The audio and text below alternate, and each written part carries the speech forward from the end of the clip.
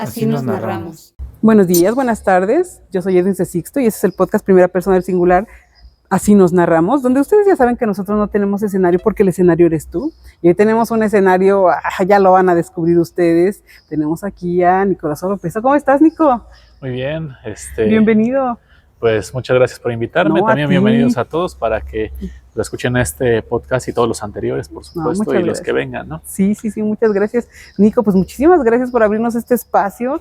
Pues estamos ya en vacaciones, ¿no? Ya venimos de las certificaciones y obviamente ya un merecido descanso, y muchísimas gracias porque nos hayas abierto el espacio y también hayas como que robado un poquito de espacio a tu descanso. ¿Cómo estás, Nico? Pues bien, fíjate que efectivamente ya saliendo de la carga académica. Sí. Y pues es momento de ver cosas de trabajo, de ver también cosas personales. Ya no tienes que leer lo que de repente es obligatoriedad. No sé por qué no debería de ser así. Creo que muchas veces pensamos que la obligatoriedad nos coopta. Sí. Y no disfrutamos muchas veces lo que estamos leyendo o viendo o discutiendo, y hay que cambiar un poco ese chip, ¿no? Sí, tienes mucha razón. Yo digo que es importante, ¿no? También ahora sí que salirnos, como tú dices, ¿no? De la línea, y ahorita que estamos pues terminando, ya también descansarle un poquito, ¿no? ¿Cómo has estado? ¿Cómo sentiste el semestre? Vimos que estabas presentando documental. No, era un corto, ¿verdad? Sí, los cortos, los documentales no los presenté porque son de mayor extensión. Sí, claro. Pero sí, sí presenté en Centro Histórico los cortometrajes, algunos cortometrajes de una serie muy específica. Sí. Y sí estuve ahí, y pues el semestre estuvo pesado como todos los semestres que tengo, ¿verdad? Pero ya se acabó esto, creo. Sí. He estado presentando una carga académica fuerte. Sí.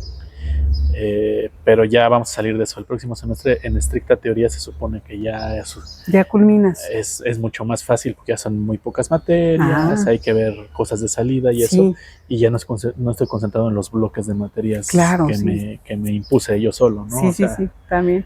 Pero ya digamos que ya está más relajado. Sí, es cierto. Oye, Nico, platícanos, ¿cómo te narras? Pues yo me narro desde los palincestos, yo diría, porque al final de cuentas todos somos una acumulación de lo que hemos vivido, nuestras formaciones, cómo nos percibimos en el mundo, las relaciones que hemos tenido con la otredad, etcétera. Claro. Entonces, pues como esa acumulación. Sí. Entonces, si tuviéramos que hacer una cartografía de cada uno de nosotros, pues tendría que estar el territorio, porque pues a eso hace referencia una cartografía, es decir, dónde naciste, dónde te desarrollaste, cómo te has movido,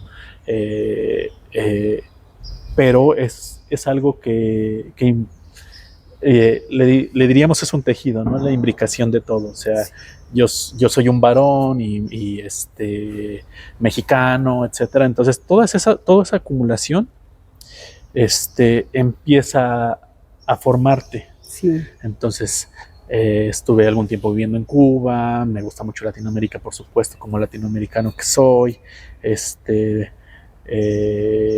Me gusta mucho mi país, es un país muy extenso. Bueno, en realidad son diferentes naciones, ¿no? No es un país heterogéneo como nos han hecho creer, que con un himno, en algún momento hasta en la Constitución decía la religión, un himno, una religión, un idioma. En realidad somos muchas naciones, ¿no? Sí, claro. Y entonces esa transversalidad de ir conociendo esas naciones también te va abriendo un panorama a lo que son esas otras identidades. Sí. Y eso pasa aunque no te quieras dar cuenta. Sí, o sea, cuando vas me acuerdo cuando vas a la primaria, por ejemplo, que vas a la primaria pública, y entonces estás en la fila de niños y hay muchos niños, y entonces tú ves a los otros niños y habrá alguien que tiene una carita como de la zona de Oaxaca, alguien que parece como maya, y también hay diferencias sociales, porque habrá el que tiene sus zapatos bien y los otros que tienen los zapatos que le heredó el hermano más grandotes, o los zapatos rotos. Entonces tú te das cuenta de que aunque nos quieran homogeneizar, porque pues todos tenemos la camiseta blanca y el uniforme, y en realidad no somos homogéneos. No, para nada. Entonces, pues yo me narro desde esos palincestos, desde esa mezcla, y por eso es que he llegado a esta altura de la vida a también narrar desde esa heterogeneidad, desde esas diferencias y desde esas hibridaciones Sí. que son pues todo, la vida y todo. Sí, sí, sí, pero bueno, viendo también todo esto, ¿no? De la literatura, como bien mencionas, ¿no? Cómo nos vamos formando desde niños, ¿no? Conociendo, pues, autores, no sé, géneros literarios. ¿Tú cómo te fuiste formando desde la niñez para llegar al momento en el que estamos ahorita? Pues fíjate que en mi casa, como mis padres estaban metidos, muy inmiscuidos en la política, Sí. o sea, mi madre fue de la misma generación que Nilda Patricia en el Politécnico, Sí. de economista. Sí. Nilda Patricia es quien se casó con Ernesto Zedillo. Sí. Ernesto Zedillo estaba delante de ellas en generación, Sí. y mi padre también trabajaba en gobierno, etcétera. Entonces era muy extraño porque de un lado los libreros eran, por ejemplo, a mi madre le fascinaba mucho el policial. Ah, qué El bien. policial clásico, ¿no? Digamos que tenía todo Conan Doyle y toda Agatha Christie, por decir algo. Sí. Y mi padre era como más esotérico, entonces tenía sus libros de alta magia medio raros, quién sabe cuánto costaban esas Sí, cosas, carito. porque eran de cuero, Sí. con remates metálicos y eso. Sí. Los libros de alta magia, el Kybalión, cosas de ese estilo. Sí. Y entonces así me fui formando con esos dos mundos, aparte de las discusiones políticas de cosas terribles que vi de primera mano, que supe de primera mano, porque Sí. al final de cuentas, pues mi madre, por ejemplo, su jefe directo en el Instituto Nacional Indigenista, etcétera, fue Luis Donaldo Colosio, por ejemplo. Oh, mira. Entonces yo me llevaba con Luis Donaldo, hijo, Sí. somos de la misma edad, bueno, le llevo como un año. Sí. Entonces conviví con ellos, sé cosas de la política muy terribles, Sí. y empecé a leer esos libros. Entonces, por ejemplo, leí las 200 novelas de Agatha Christie, porque ahí estaban. Pues si Sí, ya están ahí, pues sí, no, claro. no soy fan, tampoco. Pero- o sea, me gustan algunas cosas como los trabajos de Hércules, cuando hace los trabajos de Hércules, que lo mezcla con lo Doyle, griego. ¿no? Sí. Y lo de Conan Doyle también. Entonces, Conan Doyle tendrá algunas cosas que no son de Sherlock Holmes, como El Mundo Perdido, por Sí. ejemplo. Pero hay novelas pequeñas que sí me gustan, como La Marca de los Cuatro, El Sabueso de los Baskerville, esas cosas, y aparte todos los cuentos, ¿no? Sí. Entonces, digamos que esos dos autores fueron mis primeros dos autores completos. No soy fan del policial, me gusta, pero Sí. no soy súper fan. Y del otro lado estaba lo esotérico. Entonces era el libro tibetano de los muertos, el libro egipcio de los muertos, libros de alta magia. Entonces, digamos que esos fueron mis primeros acercamientos a la literatura. Algunas cosas, por supuesto, estaban avanzadas para mí, tendría que releerlas después, Sí. pero digamos como primer acercamiento estuvo interesante tener esa base, Sí. y esa base me ayudó pues, a acercarme a la literatura y a dialogar con otras cosas que a lo mejor no hubiera podido dialogar si no hubieran estado ahí ya los libros acomodados y puestos, Claro, ¿no? Así sí. nací con los libros puestos y pues ya, Sí. ese fue, digamos, mi colchón. Sí, sí, sí. Oye, entonces desde ahí tú ya te empiezas a formar, digamos, la idea de ser escritor, o va llegando con el tiempo. Fíjate que tengo cosas escritas, de hecho apenas aparecieron algunas cosas por ejemplo, de la primaria. Sí. Creo que empecé a escribir como en quinto y sexto de primaria. Sí. Entonces el otro día vi lo que consideramos ahora minificción. Sí. Así como tipo rito de un tótem y eso, como de quinto o sexto de primaria que tengo órale, ahí. ¿cómo crees? Y el acercamiento a esta distancia es así, no es malo. O sea, evidentemente lo haría yo diferente ahora, Sí. con otros recursos, ¿no? Sí, claro. Pero digo, no estaba mal, o sea, pero no que me pensara yo como escritor. Después, de adolescente empecé a hacer poesía, cosas así, pero ¿cómo se llama?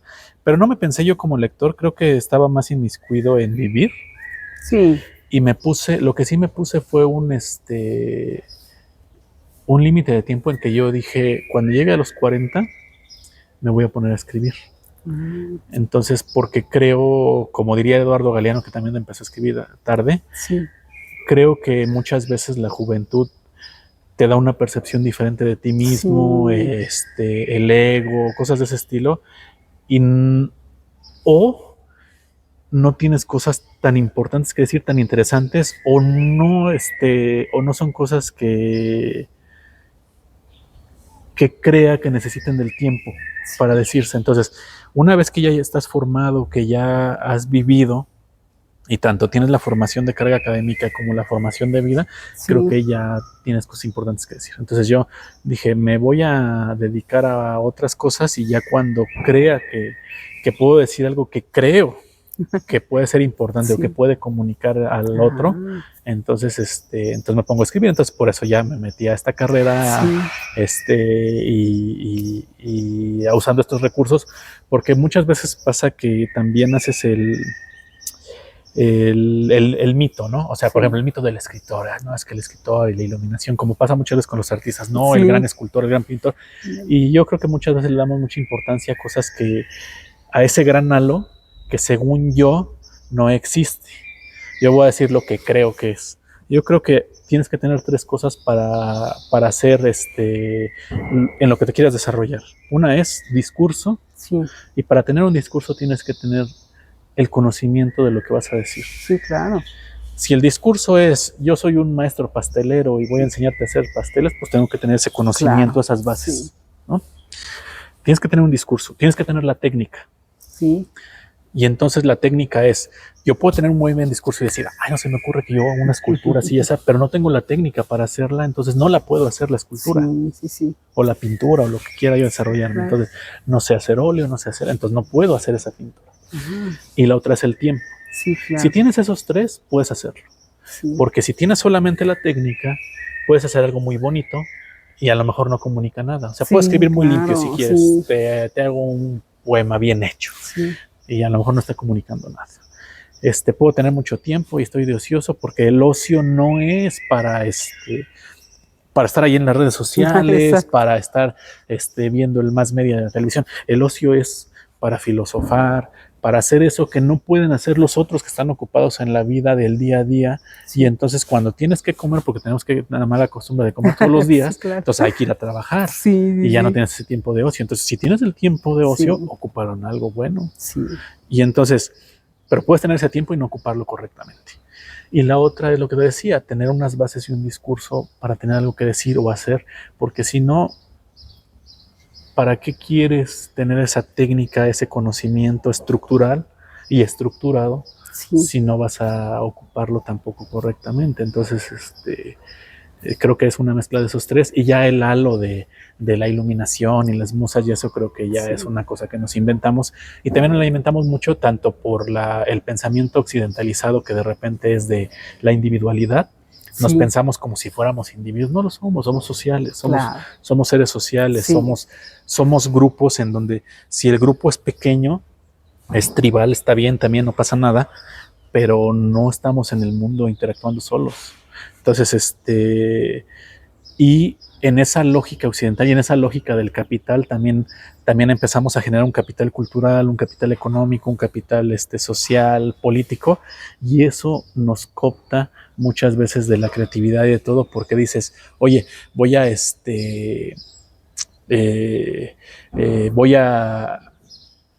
hacer esta obra y entonces no, y a llenarla de un discurso que a lo mejor no tiene, Claro. porque ¿quién dicta que algo es arte y algo no? O sea, yo cómo le puedo decir a un artesano cuando vas con un artesano y entonces está el artesano y tiene, te voy a decir cuántos, a ver, sempoal, guajolot, o sea, 20 guajolotitos ahí, ¿no? 20 guajolotitos de artesanía. Y todos se parecen, todos son manuales. Sí. Todos están hechos a mano, pero todos se parecen porque se supone que están hechos para venderse como una artesanía. Y yo cómo puedo decir que esto es distinto a esa escultura única del Miguel Ángel. Hay una línea muy delgada de separación entre el arte culto y el arte popular, y queremos separarlo como si ninguno de los dos, como si no se comunicaran, y los dos vienen de una pulsión creativa, Claro. de una pulsión creadora. Yo no puedo decir que esta artesanía no vale lo eso, que es lo que lo dicta el mercado. Claro. Y lamentablemente es el mercado. Porque si yo esta artesanía la subo al mercado y la lleno de un discurso, desea lo que te digo del capital, la puedo vender a $1,000,000. Claro. ¿No? Entonces, eso es lo que ha cooptado el arte. Sí. Porque el arte, y me voy a explicar porque suena duro, el arte no sirve para nada y está muy bien. Porque no sirve para nada, pues sí, en este mundo de lo cotidiano en donde necesitamos trabajar, en donde necesitamos vivir, y Y como no sirve para nada, entonces lo llenamos de lo simbólico. Y es ahí donde el arte se vuelve bien interesante, porque está lleno de otros relatos, está lleno de una verdad distinta. Sí. Y eso es lo interesante del arte y es lo que lo hace magnífico. Sí. Que no sirva para nada aquí no quiere decir que no lo necesitemos, al contrario. Sí. Porque qué difícil sería el mundo si solamente estuviéramos alienados en lo que conocemos como mercado o en lo que conocemos como la política. Y entonces, ¿para qué querríamos tener todo eso si no tenemos algo que nos impulse más allá? Claro. Y nos diferencie realmente de lo que de repente queremos decir de, no es que los animales y nosotros somos, no somos animales, sí somos, pero tenemos un cierto pensamiento simbólico que deberíamos estar ocupando bien y muchas veces no lo ocupamos correctamente.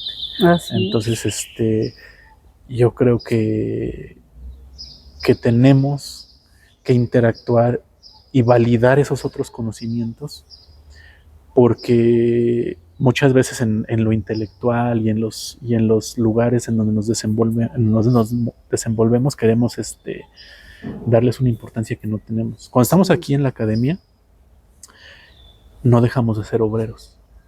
Entonces tú vas a lo que decías de hace rato, las certificaciones, y entonces entregas un producto, una maquila. Y entonces te voy a entregar un cuento a y un ensayo al otro y 5 poemas a aquel. Y estamos maquilando. Perdónenme que bajemos de la nube, pero esta maquila que estamos haciendo no es distinta a aquel que está fabricando zapatos o aquel que está en la fábrica haciendo piezas, engranajes o eso. Esa persona que está ahí está interactuando en el mundo y está viviendo el mundo de una manera, nosotros también. Entonces, no somos mejores que ese otro. Sí, claro. Es un desarrollo diferente, de habilidades diferentes y de conocimientos diferentes.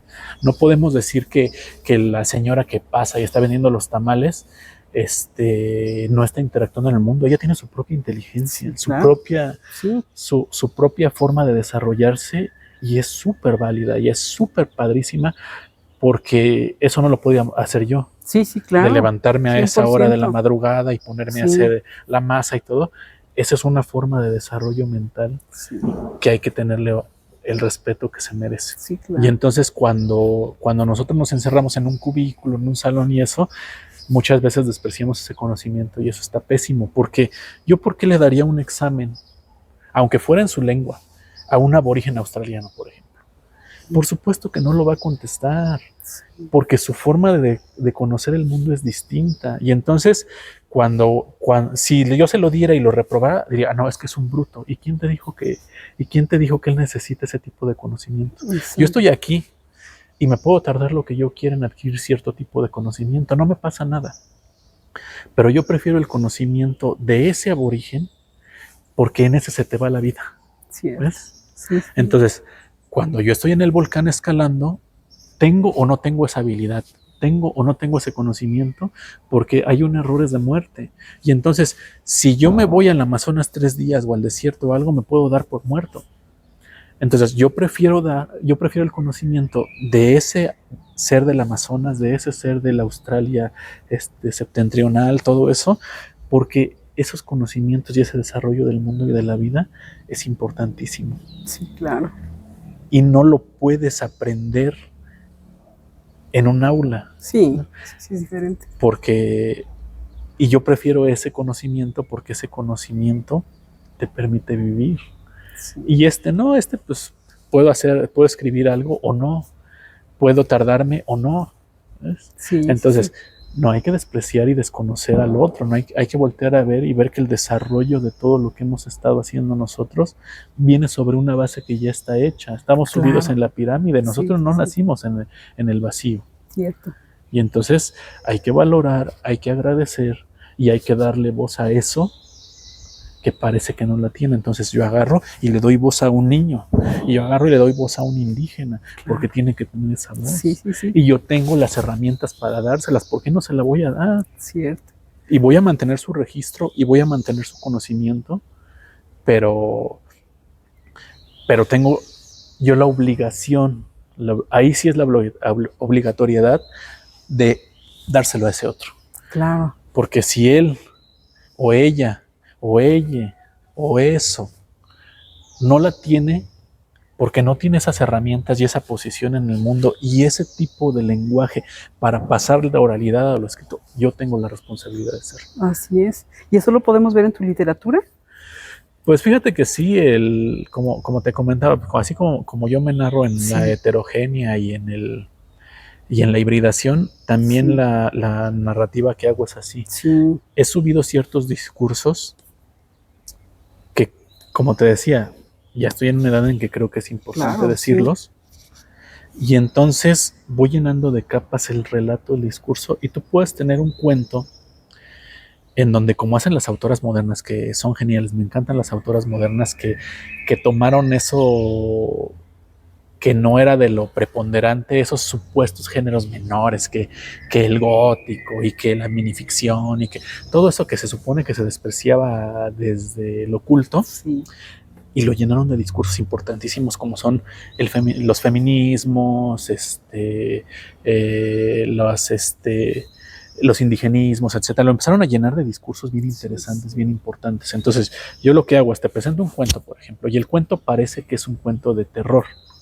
Y resulta que es un cuento sobre abuso infantil si tú lo lees en una capa exterior, que no necesito que lo leas desde esa capa, porque a lo mejor eres una lectora que no tienes esa formación de decir, ay, este cuento se narra aquí en primera y aquí en segunda, y está enmarcado, y este otro cuento es una matroshka. O sea, a lo mejor no tienes esa formación. Y lo único que haces tú es leerlo y lees una sola capa de ese relato. Si lees una sola capa, me doy por bien servido, por contento. Qué bueno que te gustó. Y dices, fue un cuento de terror. Pero si tienes esa lectura, no dices, espérenme tantito, aquí pasó algo extraño y a lo mejor no te compro esa lectura del terror. A lo mejor lo que me estás diciendo es que hay un abuso infantil y entonces hay una discusión distinta de ese relato. Y entonces, en lugar de estar hablando de cómo se fue, de cómo se va desarrollando el relato 1, hablamos de lo importante que es darle voz a estas infancias, por ejemplo. Pero ese es con otro tipo de público. Somos públicos distintos. No quiero aquí al lector que pensaba Humberto Eco, el lector modelo.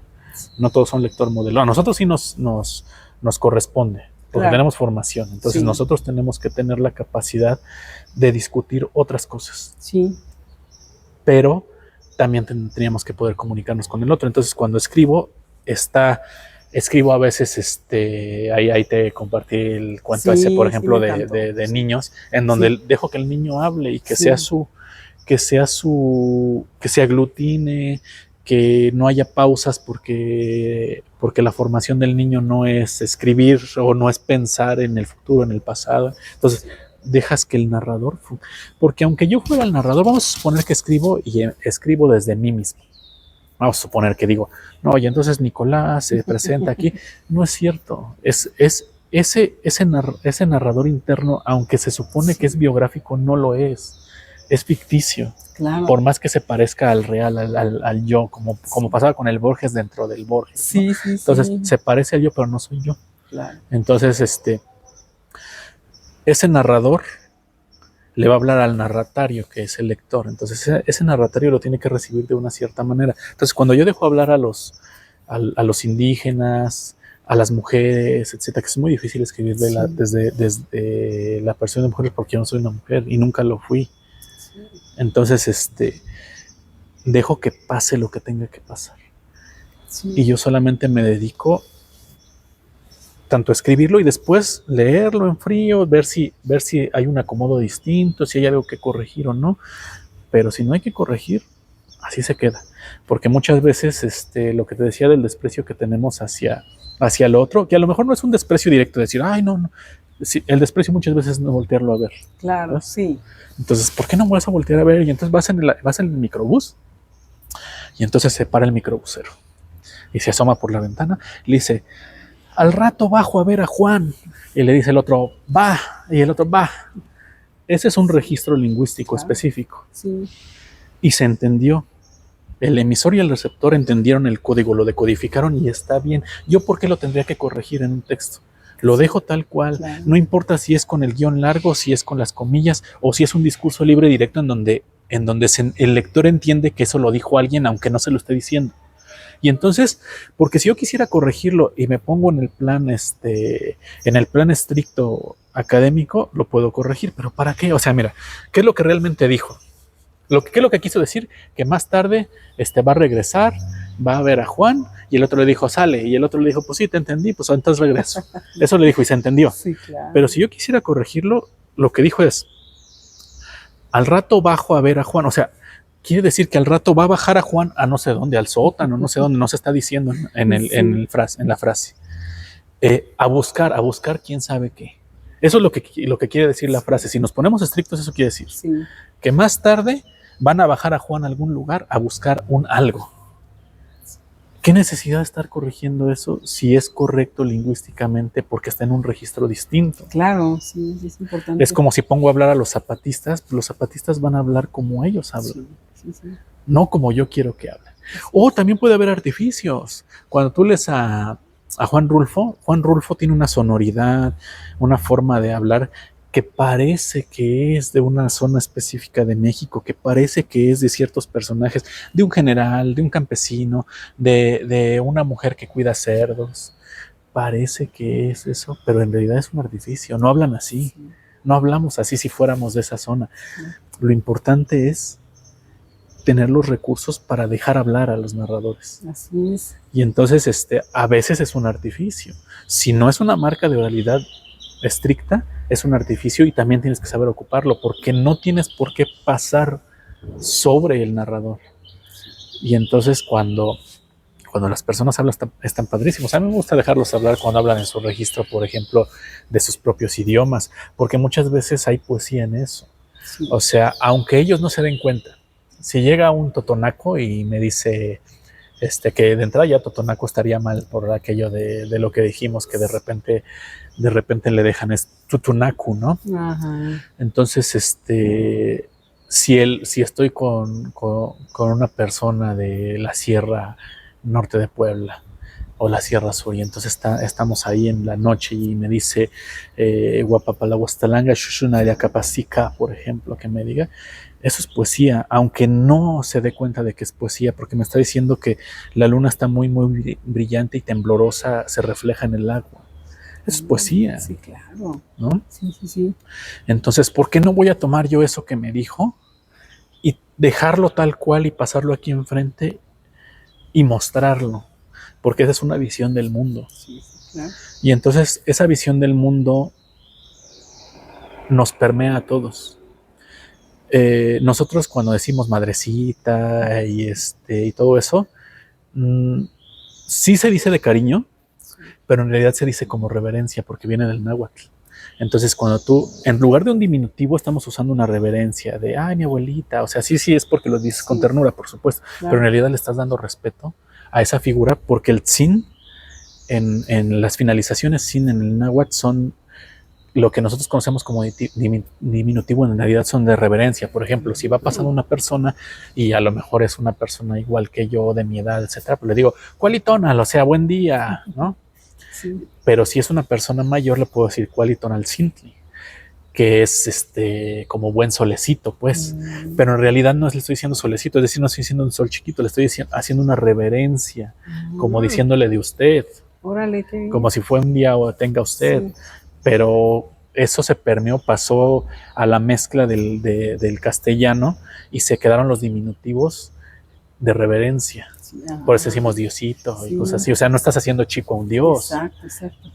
Le estás dando reverencia. Sí, pero no sé si te hayas dado cuenta que también hay maestros que te dicen, no, ¿cómo vas a poner elito y qué frijolito y no sé qué? No pongas eso, ¿no te ha tocado? Eso pasa mucho en infantil porque a veces sí es un recurso muy usado. Sí. Pero te decía, o sea, si esa es la voz del narrador, déjaselo. Sí, yo también lo creo. Si es la voz, si así habla el narrador o si así entiende el mundo el narrador, déjalo, ¿por qué no? Sí. Porque al final de cuentas nosotros nada más somos un conducto. Sí, es cierto. Y entonces ese conducto es lo que te decía, dejar que el otro hable, ¿no? Y entonces dejar que la cosmovisión se implante, lo que te decía ahorita del cual y tonal. Tonal, en el náhuatl viene muchas cosas, o sea, viene de tona, del sol, del calor, del tótem que te protege, que te cuida. Y entonces cuando lo que pasa en el diosero, cuando camina sobre las cenizas, el lagartijo, lo que sea, ese va a ser tu dios protector, ¿no? Entonces viene de muchas cosas. Es una cosmovisión. Si tú entiendes otro idioma, tienes que entender que ese idioma tiene una cosmovisión. Sí, claro. Y entonces el Ometeotl, la dualidad del Dios, no es la dualidad occidental, de la filosofía occidental, de las religiones occidentales, no, es otra cosa distinta, porque ahí sí está el femenino y el masculino mezclados, el cielo y la noche, el inframundo y el supramundo están mezclados. Entonces, si tú entiendes esa cosmovisión, la dejas pasar porque la forma en que se desarrolla el mundo es distinta. Sí. Y no es la mía. Y yo no tengo por qué imponer lo que yo creo o como yo me formé. Sí. Hay que dejarlo pasar. Sí, y a lo mejor hasta aprendes algo de tu narrador y tu narrador te enseña y te guía. Exacto, porque digo, finalmente hay autoras, ¿no? Que también cuando van ideando a un personaje, obviamente tú ya lo tienes concebido de una manera, pero también el personaje va cobrando vida, ¿no? Y a veces te sorprende. Yo escuchaba precisamente a Carla Montalvo que decía, es que cuando yo hice tal personaje yo lo tenía pues ya súper concebido y cuando lo empecé a ver hablar, él me sorprendió. Entonces, ¿cómo son para ti, Nico, tus personajes? ¿Cómo los concibes? ¿Cómo los vas armando desde cero? ¿Y cómo se los muestras al lector? Fíjate que mis personajes son a veces muy panópticos, muy desde arriba o desde lejos. Los dejo hablar según yo por la formación que tengo cinematográfica muchas veces cuando creo que tienen algo importante que decir. Sí. Pero si no, mejor que actúen en el mundo. Entonces muchas veces he tenido ciertas observaciones, tanto de lectores como de profesores, sí, etcétera, en donde dicen, pon más diálogos o como que te falta desarrollar el personaje, pero es que muchas veces me interesa más que el personaje, cómo se desarrolla y en dónde se desarrolla. O sea, ejemplo, si lo que te decía, muchas veces me gusta llenar de discursos los temas, sí. Entonces si tengo un cuento que se supone que es de ficción, pero de repente, como dice la academia que no debe de ser, incorrectamente entra un personaje casi al final que no debería, porque se supone que ya lo debía haber presentado desde el principio, y entonces está un personaje que se llama Felipe, y entonces Felipe está comiendo en el restaurante El Bajío de Polanco, ojo ahí, y está con Francisco Villa. No estoy diciendo yo otra cosa, sino que Felipe Ángeles, el general, no estoy diciendo que es Felipe Ángeles, sí, pero hay un discurso ahí interno sí, político, sí, histórico y social, que Felipe Ángeles le está recriminando a Villa en el Bajío, que no se atrevió a concluir las revoluciones mexicanas, porque las revoluciones mexicanas se ganaron, las ganó el pueblo, claro. Las ganó el brazo armado de la División del Norte cuando entra en Zacatecas precisamente por el norte con Pancho Villa. Cuando Carranza quería que Villa se esperara para que llegara la División de Occidente con Obregón, porque ideológicamente si llegaba Obregón iba a llegar el brazo armado del centro del poder, sí. Pero llegó el pueblo armado. Ya se había ganado. Sí, sí. Eso es lo que estoy poniendo. Por eso te digo, no cualquier lector lo tiene que entender, pero me interesa decir eso, sí. Porque en ese medio párrafo que te estoy diciendo, estoy obligando a quien quiera, no es necesario. Si no te gusta, no lo leas. Si no lo quieres investigar, no lo investigues. Si no lo quieres discutir, no lo discutas. Pero si eres un lector que dice, oye, ¿por qué puso esto? Lo que me interesa decir es, si ya se había ganado la Revolución Mexicana, bueno, las revoluciones mexicanas, sí, por el pueblo, solamente correspondía en el primer congreso constituyente hacer la constitución del pueblo. La constitución del 17 después ya no se puede hacer del pueblo, es mitad y mitad, es un poquito del pueblo y un poquito del poder, porque ya están en igualdad de fuerzas otra vez. Pero aquí cuando Villa había ganado y cuando los zapatistas no quería Carranza que llegaran a la constituyente, porque no le convenía que llegara todo el pueblo a la constituyente, y le pone 1000 trabas a Zapata, pero dice Villa, no, yo me espero y si no, me voy. Y entonces no se pueden quedar Obregón y Carranza solos porque ellos no tienen poder realmente, ellos no ganaron nada.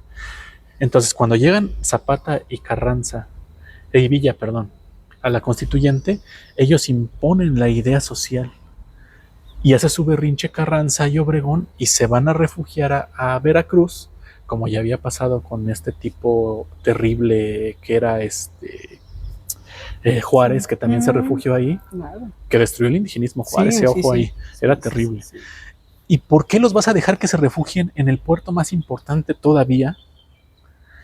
A que se fortalezcan. Entonces le dice Felipe Ángeles a Carranza, tenemos que ir tras de ellos, asesinarlos y arrojarlos en el océano.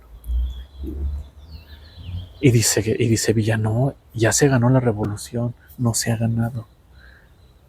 Porque lo que estoy diciendo también es terrible, no estoy diciendo que son cosas fáciles de hacer, pero son decisiones históricas. Claro, sí. Entonces, pum, lo tiene que hacer, y como no lo quiere hacer Villa, porque tiene otra visión, se sienta en la silla presidencial de al lado con Zapata, pero su visión de ellos es, bueno, ya lo ganamos, nos regresamos a nuestros pueblos, porque lo que queríamos era la tierra, ya la tenemos, nos vamos, y que los licenciados gobiernen.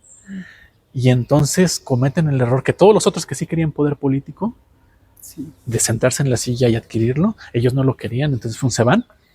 Y entonces regresa la división de Occidente, otra vez ya aglutinada, Sí. y en el Bajío destruyen a la división del norte, algo que parecía impensable. Sí, claro. Parecía imposible que la todopoderosa división del norte fuera derrotada. Y a partir de ahí hubo otras grescas por aquí y por allá, pero ya no fueron de ese nivel, porque en ese momento se destruyó lo que se pudo haber construido, porque no se atrevió Villa a hacer lo que le dijo Felipe Ángeles que hiciera. Sí. Y esos momentos históricos son importantísimos, porque si nos vamos al momento histórico 400 años antes, al de Moctezuma, cuando Moctezuma llegan los tlaxcaltecas, que tú eres de Tlaxcala, entonces voy a decir unas cosas que a lo mejor no te gustan. Yo tengo muchos amigos de Tlaxcala, viví ahí un tiempo y todo, entonces cuando Moctezuma llegan los 508 españoles, con los tlaxcaltecas, etcétera, a querer tomar Tenochtitlán, y prácticamente matan a Cortés, y los dejan regresar a Tlaxcala, a reforzarse para que un mes después vengan a la toma de Tenochtitlán. Y ahí lo que aplicaba es lo mismo que te estoy diciendo, claro. Corretearlos y aniquilarlos, lo cual es una cosa terrible lo que te estoy diciendo, porque es aniquilar un pueblo completo, que solamente quedaran las mujeres, y la historia sería distinta. Porque yo no compro ese relato, por eso decía que todos son relatos. O sea, yo no compro el relato de la conquista. ¿Cómo van a 508 peninsulares? Con un 14 caballos y yeguas y 18 por ahí así piezas de artillería, conquistar a 20 millones de mesoamericanos. No, y aparte que eran brutales. Eso no existió. Los mesoamericanos conquistaron a los mesoamericanos en la etapa de mayores batallas en su historia. Su historia de más de 5,000 años, que va del año 3114 antes de la era común hasta el 2012, que se cierra el calendario, Bactún. ¿Ves? Fíjate nada más el relato tan gigante que tenemos, que no volteamos a ver del Mesoamérica.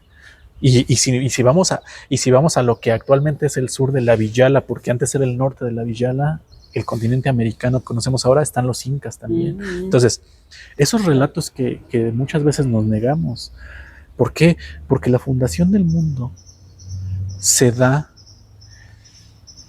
en ciertas zonas, como fue la Mesopotamia, como fue el Valle de la India, como fue China, como fue Egipto, Mesoamérica y el Imperio Inca. Esa es la fundación del mundo. Claro. Los demás son relatos. Un relato de una península europea que no es un continente, es una península europea que se roba el relato del rapto de Europa, porque según ellos tomaron la griega clásica y la llevaron a su mundo. No es cierto. Los sirios y todo el mundo árabe es el verdadero renacimiento. El renacimiento se da en el siglo XII. En el siglo XII, con el astrolabio, la brújula, los libros de contabilidad, todo eso, que se recupera el conocimiento, y después cuando llegan los renacimientos europeos, el de Florencia, todos esos renacimientos posteriores se dan gracias al que el conocimiento del mundo árabe y los sirios, etcétera, recuperaron eso. Sí. incluyendo lo de los griegos, pero los griegos tampoco son fundacionales son los egipcios. Y cuando los jonios suben el conocimiento de Grecia, a Grecia, perdón, cuando los jonios lo suben, ya se está hablando de otros cosmos, de otros planetas, de otros mundos, y luego se regresa el discurso en Grecia a lo hegemónico de Platón y Aristóteles, que es terrible para mi gusto, cuando los jonios ya estaban hablando de otra cosa, de los átomos, de otra cosa, pero el conocimiento subió de Egipto. Y luego los griegos lo retoman, y luego los romanos, y luego los germanos también tienen su conocimiento, etcétera. Y entonces hay una mezcla de conocimientos, de saberes que vienen del mundo antiguo y se los apropian y te lo venden como que estos son los creadores, y no es cierto. Si tú ves todo el arte, que es magnífico, por supuesto, el arte europeo del Renacimiento, que le dicen los renacimientos, le digo yo, tú lo ves, pues sí, es muy bonito. Pero todos esos tintes, esos azules, esos violetas, esos instrumentos y esas ropas, todo lo que ves en sus pinturas y en sus esculturas viene del mundo, del robo material del mundo, de Asia, de África, de América. Realmente nada viene de ahí, ni siquiera el supuesto invento de la imprenta, los tipos son de China. Entonces, pero en el relato ganaron el relato ellos. Sí, como siempre, ¿no? Pero el mundo, por eso te decía, no lo puedes despreciar, porque el conocimiento que hay aquí, que hubo aquí, estamos hablando de que a la par de los egipcios está a la par el calendario de nosotros, del Mesoamérica, desarrollándose. Imagínate todo lo que hemos perdido porque no podemos voltear atrás y no conocemos todo lo que está ahí. Y muchas veces estamos de viaje en ciertas zonas del país, y muchas de esos cerros que vemos son pirámides. Están ahí ocultas. Entonces, todo eso que hemos perdido, 600 años antes de que los árabes tuvieran el cero ya lo puedes rastrear en Oaxaca. Entonces, todos esos discursos, todo ese conocimiento, hay que apreciarlo y hay que recuperarlo. Claro. Entonces, por eso tus personajes tienen un trasfondo siempre son muy políticos, muy históricos, muy filosóficos, aunque no lo enuncie. Exacto. Como te estoy diciendo, a veces es una broma. O sea, en ese relato que estoy diciendo, es un muchacho que va en el metro de la Ciudad de México y de repente está discutiendo con la cabeza de su abuelo, que algunos lectores lo han interpretado como una cabeza real y otros como una moneda.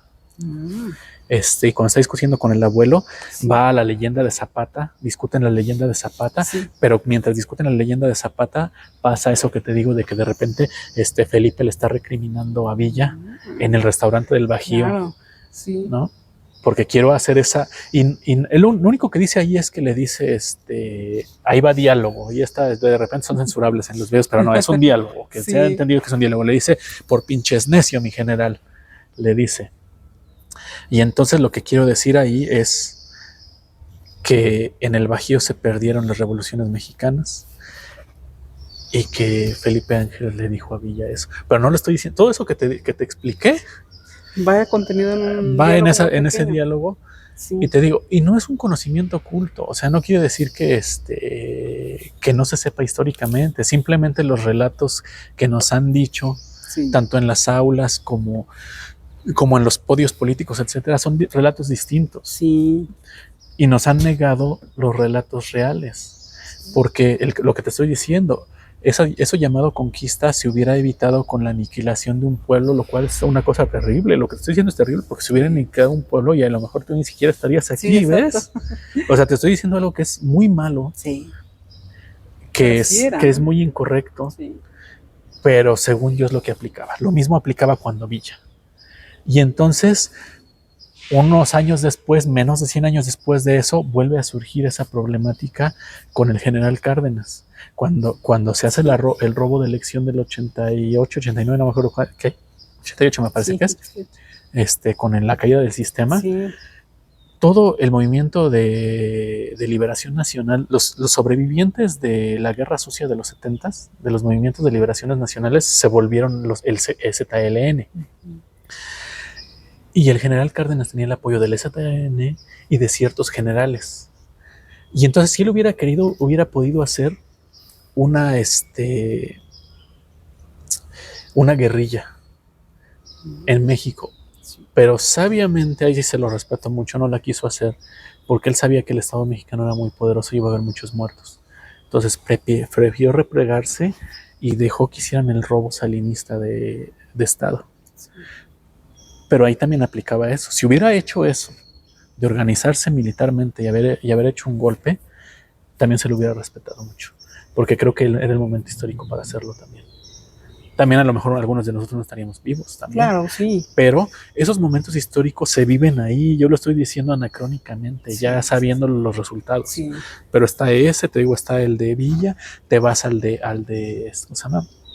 Te vas al de Tenochtitlán. Y hay algunos intermedios como la visión que tuvieron los criollos de un nuevo México, de un nuevo mundo. Porque sí es cierto que los españoles no conquistaron nada, los Altépetl's ya estaban hechos. Cuando ellos ven los Altépetl's, dicen, claro, ya tienen su organización política y social. Lo único que hicieron fue la corona, después de no apoyar a los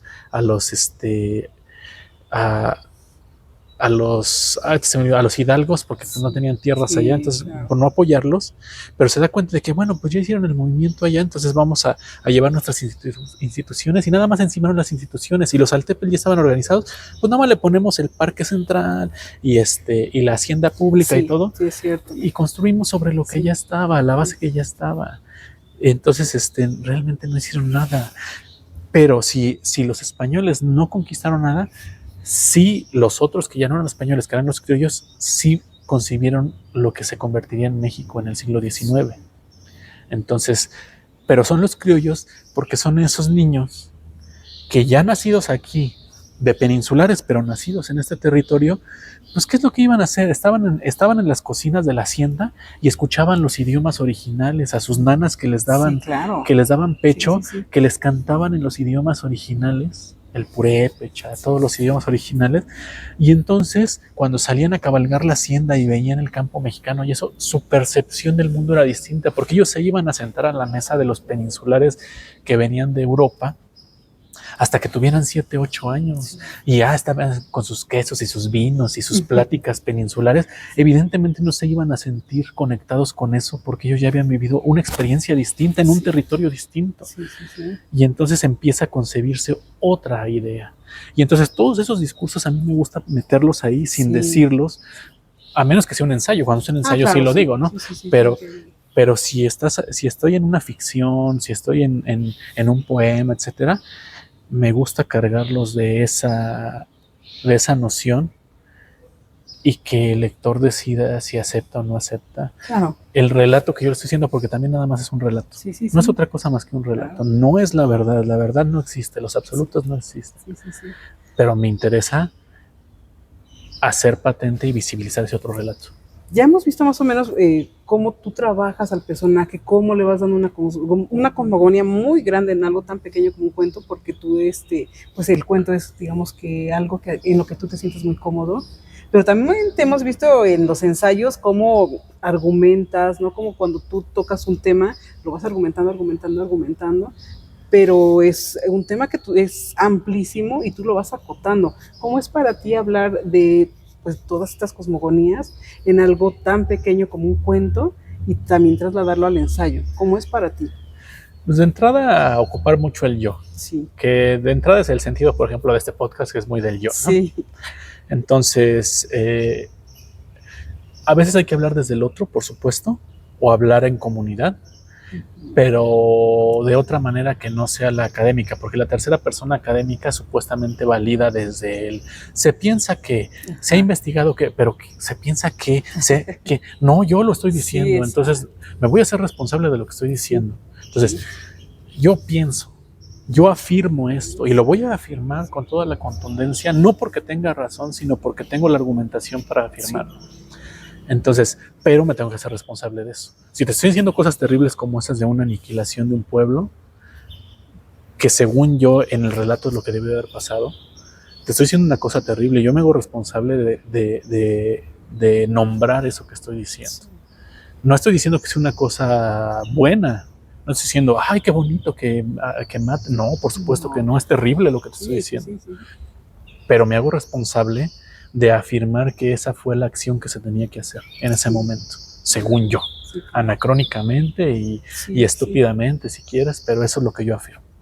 Entonces, cuando lo hago en un cuento, pues tengo la libertad de que la narrativa te da opciones tanto de las voces del relato, en qué persona está, cómo está formulado. En el caso del ensayo, hay dos vertientes muy marcadas, que son la de Bacon y la otra, que sería la personal y la que es un poquito más alejada, ¿no? sí.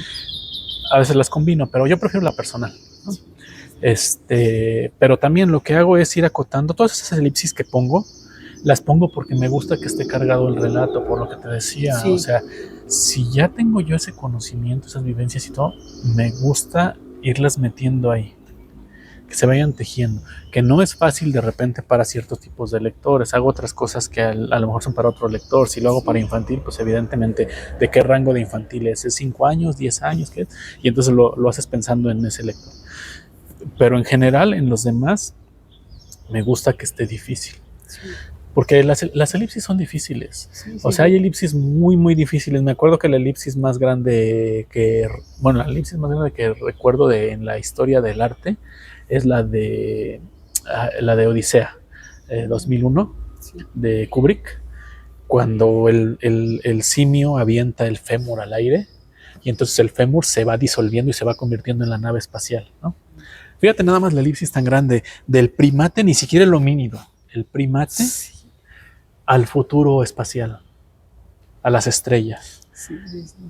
Entonces, ese es un recorte muy grande de tiempo. Claro, sí. Y es un recorte muy válido en donde te está diciendo, venimos de aquí y vamos allá, ¿no? Sí.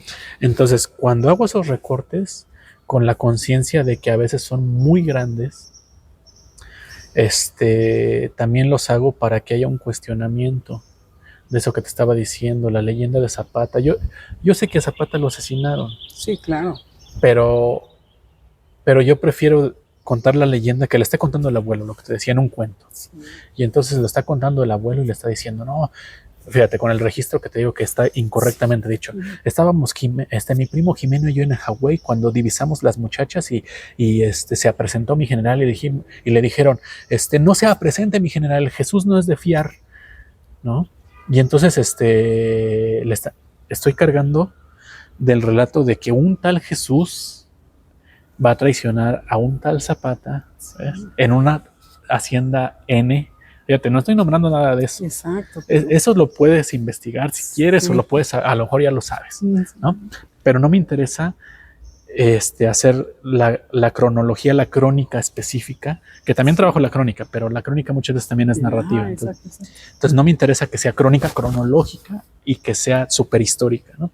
Sino que esté ahí el relato y entonces de repente cuando se supone que ya lo mataron, el personaje no acepta que lo mataron y dice, no, ese no es, ese era su primo, porque me consta que vino su amigo el árabe, que se dice que era su amante, su amigo el árabe por él y se fueron a la península y murió de viejo. ¿Qué relato prefieres tú? Yo prefiero el del Zapata, que se fue a Arabia y murió de viejo, que el de que fue traicionado, como todos los demás fueron traicionados, sí, claro, sí, acribillados y destruidos en esa lucha, en esa pugna por evitar las revoluciones mexicanas. Sí, claro. Yo sé que el relato histórico es el asesinato, pero prefiero la leyenda, ¿ves? Sí, y entonces lo voy mezclando y que el lector elija qué prefiere.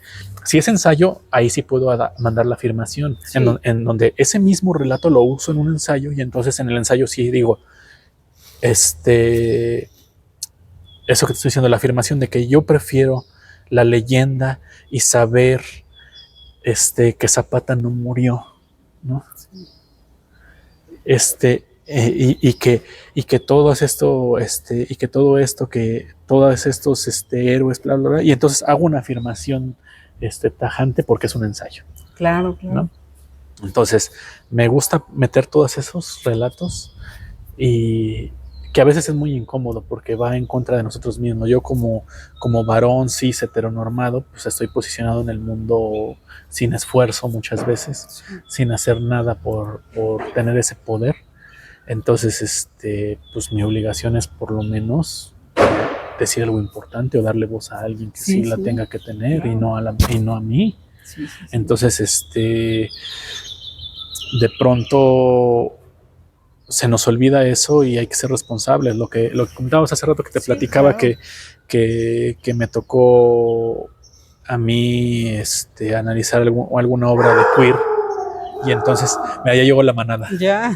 Me cae re bien esa manada, son pesados, ¿eh? Entonces, a mí que me tocó el relato queer, yo como estoy posicionado en el mundo, te digo, como alguien que es heteronormado y que es varón. Sí. Nunca sentí el diformismo, ni tampoco sentí que no habitaba un cuerpo que me correspondiera. Sí. Entonces no lo puedo entender. Puedo tener cierto acercamiento si estoy con alguien que así se sintió y así se percibió. Pero que yo lo entienda, entonces no me voy a subir a ese discurso a querer imponer una visión que yo tengo. Sí. Lo que sí es, lo que te comentaba, ahorita pues me puedo vestir más o menos, se me ven los tatuajes, si quiero puedo hacer que no se me vean, ¿no? Entonces lo que yo te decía, si me presento en el mundo así como soy, varón, que no estoy tan moreno, estoy más pálido que moreno, tengo una cierta estatura, tengo ciertos conocimientos, puedo hablar cierto idioma, entonces ciertos idiomas que son que te dan prestigio. Sí. O sea, porque no me va a dar prestigio llegar y decirte, ¿qué ni te quita cuál? ¿Qué te pareció esto? ¿Está chido o no está chido? ¿No? Sí, eso no te da prestigio, te da prestigio llegar y hablar en francés, en inglés, eso es prestigioso. Sí. Entonces, si yo me presento de una forma en un espacio, yo soy don Caballero, y don Caballero es una muestra de café, don Caballero, siéntese, páselo, don Caballero. Sí. Si yo me muestro racializado, barrializado, con los tatuajes, vestido de otra manera y eso, yo soy el criminal que si entra a una tienda de conveniencia están ahí revisando a ver si nos está robando algo, el criminal, ¿no? Sí. Entonces, cuando me toca el queer, ¿qué es lo que hago? Si los cuerpos son performativos y hasta como te vistes es como te presentas al mundo, es un performance en realidad. Tú cuando andas con tus gorras y andas así, está padre, ¿no? Sí. Entonces, ¿por qué quieres andar así? Porque es como te quieres mostrar, es como te gusta ser. Sí. Entonces, cuando yo salgo así, todo va realizado y eso, así me quiero presentar al mundo. Entonces, ese día que me tocaba analizar queer, pues me fui en modo queer, lo cual de pronto hay cierta incomodidad física porque pues no estás acostumbrado a andar ahí con vestido y maquillado de repente, me toqué la cara y se me olvida que estoy maquillado, cosas así. Pero en el moverme en el mundo, como yo no soy queer, no me siento incómodo porque yo sé mi posición. Sí. Lo que sí es que se nota lo que te digo. O sea, si pasamos del nivel don Caballero al nivel criminal, pues ahora bajamos de nivel al nivel queer. Y entonces, cómo te ven las personas, cómo te tratan, cómo todo, se siente la diferencia. Claro. Entonces, como performance, estuvo bien moverme en el mundo así para entender un poquito más cómo era eso, pero no necesariamente levantar la mano y llegar, miren, voy a hacer así hoy. ¿No? Sí, claro. ¿No? Lo que te decía, porque yo sé en mi posición y hay que estar consciente de eso. Cuando yo cocino, por ejemplo, entonces si me pongo en la cocina a cocinar, pues está bien. Según yo, un adulto funcional debería saber cocinar, pero entonces se cocina, bla, bla, bla. Pero no voy a posicionarme asimétricamente o poner poder ahí como pasa con los chefs, ¿no? Pues ¿por qué? Sí. Pues si lo sé hacer está bien y lo hago y ya lo desarrollo. Si ese es un mundo que se supone que se le delegó a las mujeres en lo de lo privado, lo de los cuidados, lo de todo, bueno, ese es otro relato que deberíamos de evitar también. Sí. Porque si las mujeres han tomado el espacio público, lo cual está muy bien, según yo, los hombres deberíamos retraernos al espacio privado e ir por eso que se nos ha negado, que es la ternura, el amor, los cuidados, eso que se supone que no nos corresponde. Claro, y entonces tomarlo también. Sí. Porque si no va a ser lo que decía, ahorita se me olvidó esta autora. Me estoy acordando de Lagarde, que también es importante Lagarde, porque Lagarde también puso ciertos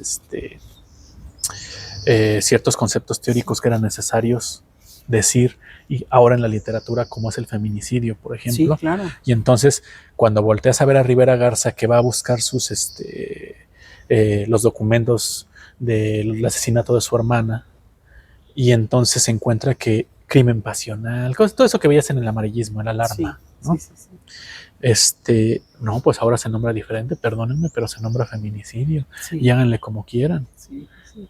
porque alguien metió ese concepto. Sí, Y lo entonces, sustento, pero no que las obras que estén en el pasado haya que juzgarlas desde no, ahorita exacto. anacrónicamente, Sí, pero sí ya se puede hacer un análisis distinto. claro. Entonces, si yo veo esa que te contaba también que me gusta mucho como agua para chocolate, por Sí. ejemplo. Entonces, esa tiene unas ciertas marcas en donde algunos le llaman piensan que está dentro del boom, dentro del boom del realismo y eso. No, en realidad es una, ¿cómo te diré? Es una obra del fantástico. Ajá, Es fantástica. sí. Y entonces, cuando tiene esas lágrimas y entonces esa purga, y esa purga cae en la comida y le da la comida a todos tienen su experiencia Sí. cuasi religiosa, porque es una novela fantástica que además tiene formulaciones donde cuando empiezas a leer y hay recetas, las recetas son como un encantamiento. Sí, sí, sí. Entonces fue un encantamiento, está precioso leer el encantamiento y después empezar los capítulos. Ahí, por ejemplo, tienes la marca de la madre, que la madre es el patriarcado. Sí. Es la que defiende el patriarcado, es la que define cuál de las hermanas se va a dedicar a los cuidados, cuál de las hermanas se puede desarrollar, cuál se tiene que casar, o sea, en realidad ella es el patriarcado. Sí. Y ese análisis es a posteriori, lo podemos hacer hoy. Sí, claro. Sí.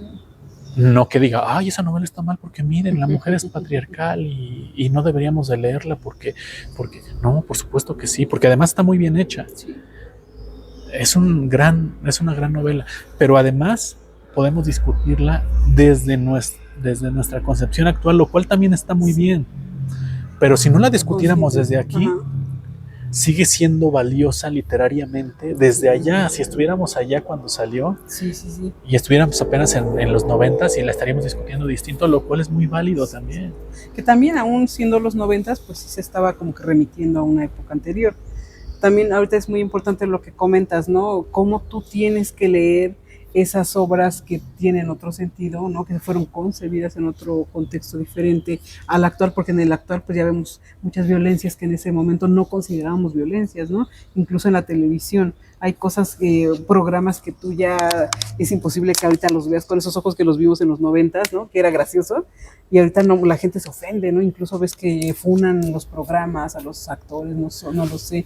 ¿Cómo es para ti ver ese tipo de literaturas y cómo tú has visto que las conciben y cómo las concibes tú? Bueno, ya vimos que tú sí les das el contexto de dónde vienen, pero tú cómo has visto que otros lectores, incluso otros escritores, que son tus pares, están concibiendo esas obras que traen una carga simbólica muy grande que ahorita no nos es nada grata. Pues mira, es importante la discusión, las discusiones de género, las discusiones del indigenismo, las violencias, Sí. las infancias, todas esas son muy importantes. Claro.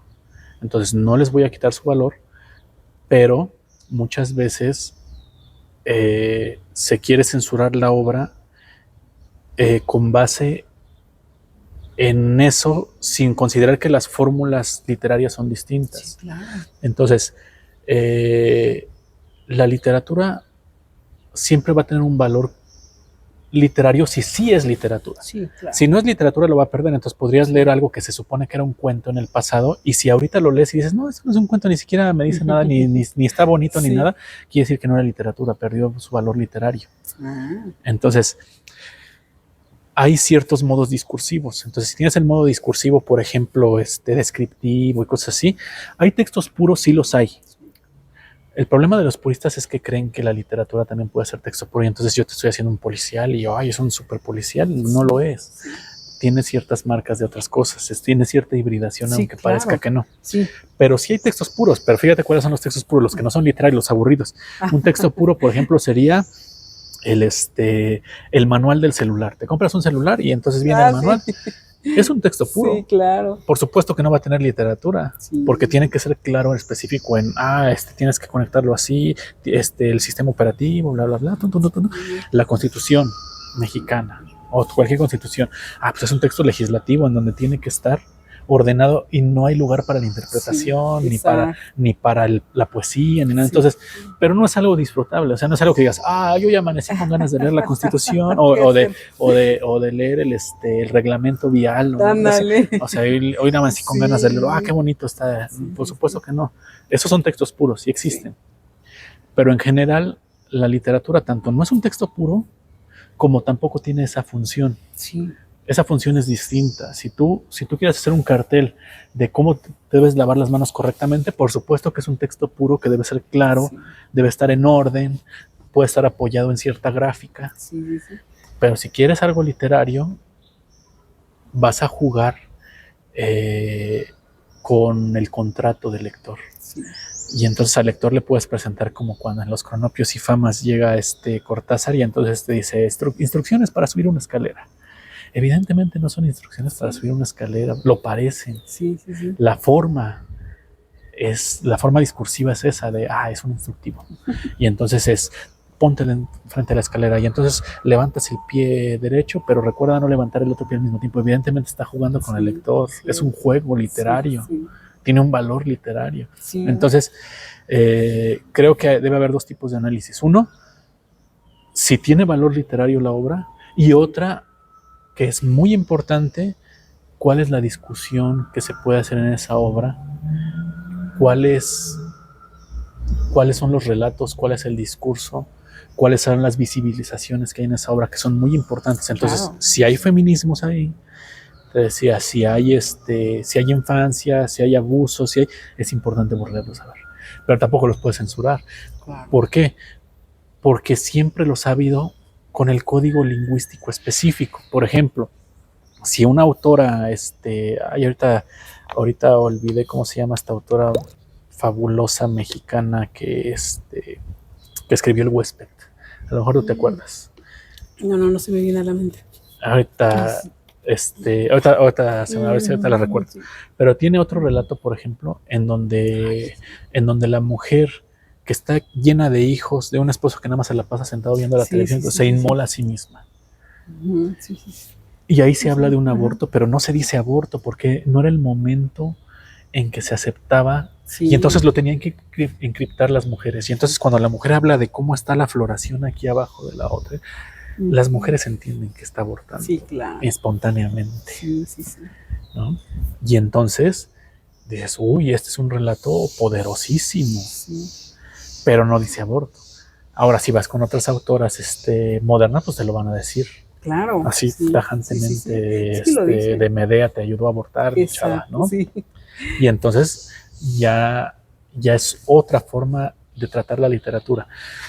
Y en el futuro, por supuesto, muchas cosas que estamos encriptando que no decimos abiertamente, seguramente se dirán abiertamente, pero ya están dichas ahorita. Claro. No que se enuncien así, pero ya están dichas. Entonces es importante en la discusión decir cuál es su valor literario, pero también cuál es su importancia en el discurso.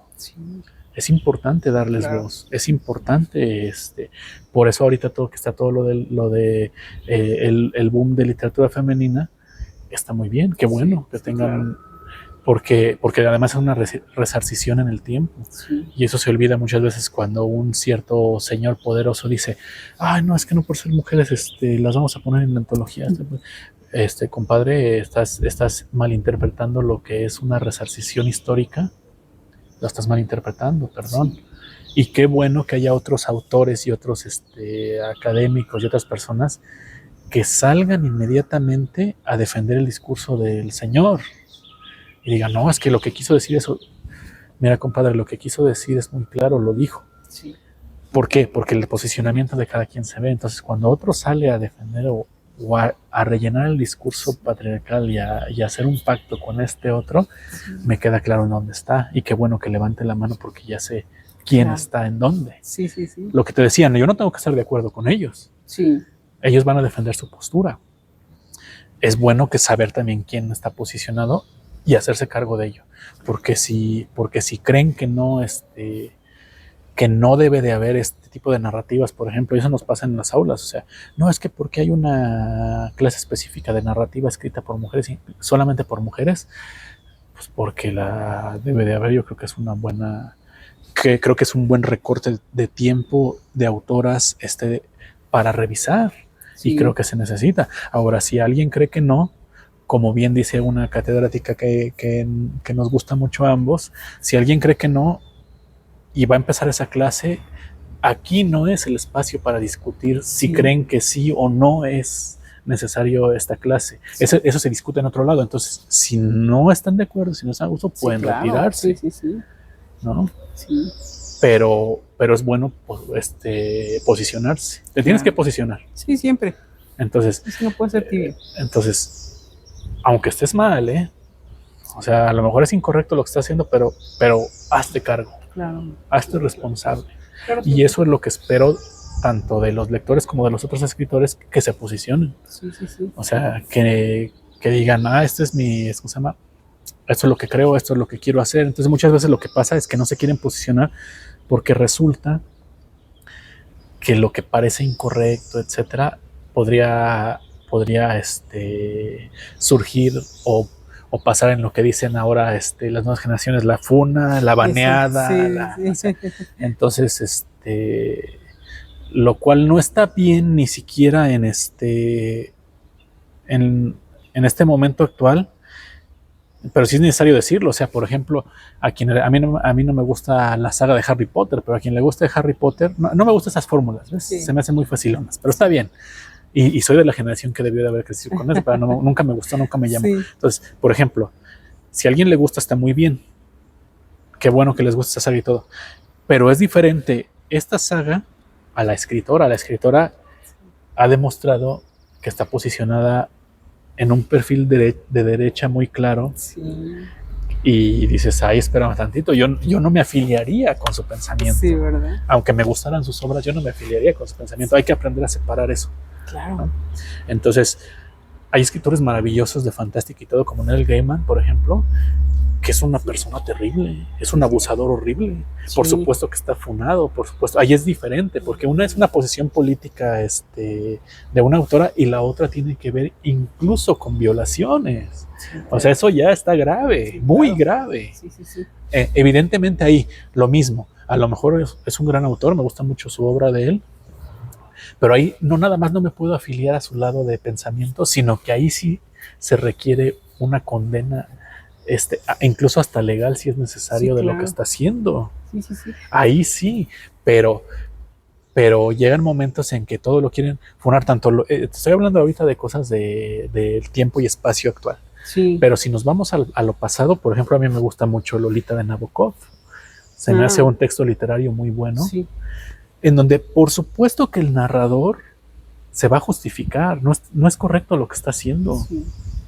Por supuesto que el narrador se va a justificar todo el tiempo en su visión, y lo entiendo que se justifique el HH porque pues está haciendo lo incorrecto. Y también se va a destruir, él sabe que se va a destruir cuando habla de la Lolita y del fuego en las entrañas y de todo. Es muy literario, muy bonito, pero lo que está haciendo es terrible. Sí. Pero hay que entender que es una ficción. Exacto. O sea, no lo voy a venir a traer a la realidad, por favor. Sí. O sea, hay que aprender a separar. Es lo que pasaba con del Guardián bajo el Centeno, en donde de repente lo tomaron como si fuera un mandato. ¿Cómo se llaman los mandatos? Cuando haces un postulado, un mandato, como pasa con un manifiesto. Y entonces surgieron que había chicos universitarios o preparatorianos, bueno, del high school, ¿no? Sí. Que iban y hacían matanzas en la escuela, con esto como contexto, porque espérame tantito, si no estás mal, si no tienes problemas graves intelectuales, sí, de aprendizaje y eso, deberías de aprender a separar que esto es una ficción, sí, no es un mandato. Exacto. Entonces, si yo leo Lolita o leo alguna cosa que por ejemplo, a estas alturas no leería, porque sí creo que son terribles esas cosas, al Marqués de Sade, o sea, okay, tiene cosas horribles, por favor, ¿qué es eso de estar masajeando mujeres, fileteando mujeres y cosas de ese estilo?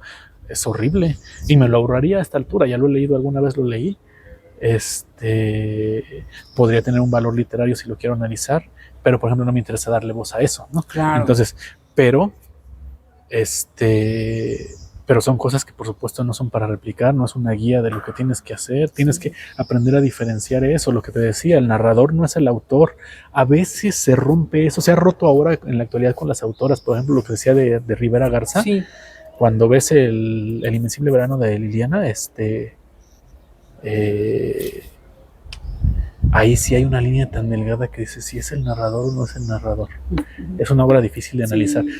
Por esa mezcla que tiene entre la crónica, entre la narrativa. Entonces, toda esa crónica es magnífica. Te hace dudar de si será el narrador, o sea, si es Cristina o no es Cristina.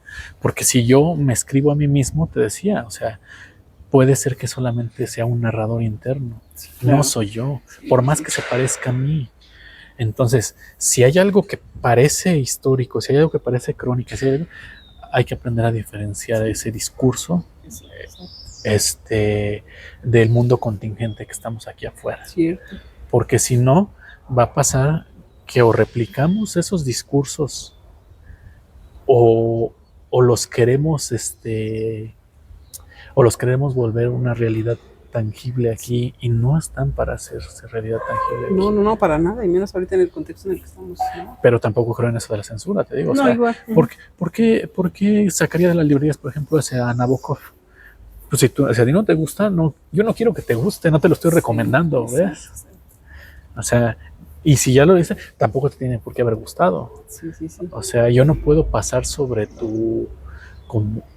ni sobre tu voluntad, ni sobre tu quehacer emotivo, ni sobre tu percepción del mundo, porque si yo hubiera vivido tus experiencias o tú las mías, seguramente las hubiéramos filtrado diferente y las pensaríamos distinto. Claro. Entonces, ¿por qué querría imponer algo a alguien más? O sea, no te lo recomiendo, si quieres lo lees y si no, no, si quieres te gusta y si no, no.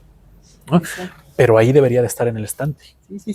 Y viendo eso que comentabas ahorita, ¿no? Finalmente sí hay mucha censura y se nota. Ahorita la manera en que se está leyendo es pues muy de tu tiempo, obviamente también acotada muy a tu percepción personal, pero no están dando oportunidad también a todos esos textos, como mencionábamos, ¿no? Como Agua para Chocolate, pues, Lolita y otros pues textos que también tienen, digamos, cierto tipo de violencias, ¿no? Que incluso hay libros como Rebeca, ¿no? Que sí, obviamente habla de unas violencias que se ejercen ahí, pero también habla, bueno, va más acotada al terror, al suspenso, ¿no? A lo que sientes tú cuando una persona que ya no está te está aterrorizando a ese nivel, pero cuando lo leen ahorita en ese contexto las nuevas, incluso las escritoras, no nada más los lectores, lo están acotando a su tiempo. ¿Tú qué piensas de todo esto? Ya vemos que sí, en efecto, ¿no? La censura no es algo que esté, digamos, en tu imaginario, en lo que tú estás ejerciendo ahorita, pero ¿cómo ves que ese tipo de prácticas, incluso en las escritoras, ¿no? Que ellas ya tienen un panorama totalmente amplio? Pues yo creo que es necesario discutirlo, pero no censurarlo. Sí, exacto. Entonces, si lo vas a, ¿cómo se llama? Si lo vas a censurar, ahí ya empezamos con problemas, porque ¿quién decide qué censurar? Claro. O qué no? Sí. Lo que sí creo que hay que tener es las categorías teóricas si eres un estudiado para poder discutirlo, porque no puedes discutir en el vacío ni desde, ¿cómo se llama? Ni desde la ignorancia. Exacto. Entonces, si estás discutiendo en redes, si quieres discutir en redes, por ejemplo, de lo de género, lo que contábamos hace rato, o sea, hay unos que se ponen etiquetas, dicen ultraderecha dura, pro familia, o sea, están hablando de una sola familia, obviamente, ¿no? La tradicional. Sí. Y pro familia, derecha dura, cosas así, antiaborto, bla, bla, bla. Y los otros con el corazón abajo, rojo y a la izquierda. O sea, ya se pusieron etiquetas. Exacto, ¿Para qué te pones etiquetas si no te va a dar margen para moverte? Sí. Y también debes de conocer lo que vas a discutir, porque si empiezas a discutir de género y entonces yo te digo, yo soy heteronormado, pero yo no tengo ningún problema con los géneros. Pero entiendo que el género no es el sexo. El sexo es macho, hembra, el género, hay varios, ¿no? El fenotipo es otra cosa, es cómo se ve, a qué sexo parece pertenecer aunque sea otro género. Entonces, los que discuten de, no, es que solamente hay dos géneros, ya te equivocaste, estás hablando de sexo. Y ni siquiera ahí estás bien, porque hay ciertas variaciones genéticas, pero va. Los que dicen, no, es que la biología, espérame tantito, vas a poner biología, pero también tenemos una concepción social de cómo se hace un constructo. Claro. Y entonces, cómo te percibes tú y cómo te vas moviendo en el mundo. Entonces, no creo que la censura esté bien, la discusión está bien, pero hay que abrir el micrófono a todos, hasta los que tienen una voz distinta a la tuya. Cuando hay discusión les abres el micrófono, no que los quieras replicar. Exacto. Lo que te decía, a lo mejor hay una obra, novelas, ensayos y eso que yo no quiero, que no me gustan, pues por supuesto que no los voy a exponer, no los voy a recomendar, no voy a hablar de ellos. Sí. Pero si es una discusión en donde sí están los autores, las autoras, en donde está la obra, bueno, entonces lo discutimos aquí. Exacto, tiene razón. Eso creo que sería. Van a hacer movimiento aquí.